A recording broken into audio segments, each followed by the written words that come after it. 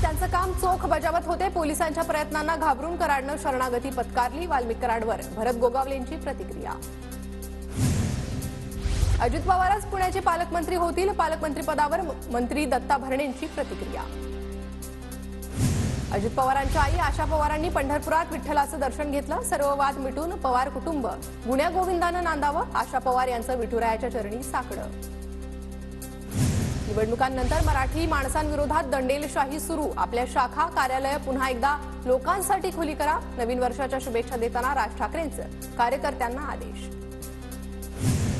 छत्रपती संभाजीनगरमध्ये अब्दुल सत्तारांचा आज नागरी सत्कार सोहळा. शहरात ठिकठिकाणी लागले सत्तारांचे बॅनर. मात्र लागलेल्या बॅनरवर एकाही वरिष्ठ नेत्याचा फोटो नाही. बच्चू कडू यांच्यावर टीका करताना भाजप आमदार प्रवीण तायडेंची जीभ घसरली. तायडेंच्या वक्तव्यानंतर प्रहार संघटना आक्रमक. अमरावती पोलीस अधीक्षक कार्यालयात प्रहारचं आंदोलन. प्रवीण तायडेंवर कारवाईची मागणी. मुख्यमंत्री फडणवीस आज गडचिरोली दौऱ्यावर. गडचिरोलीत जवानांसोबत नववर्ष साजरं करणार.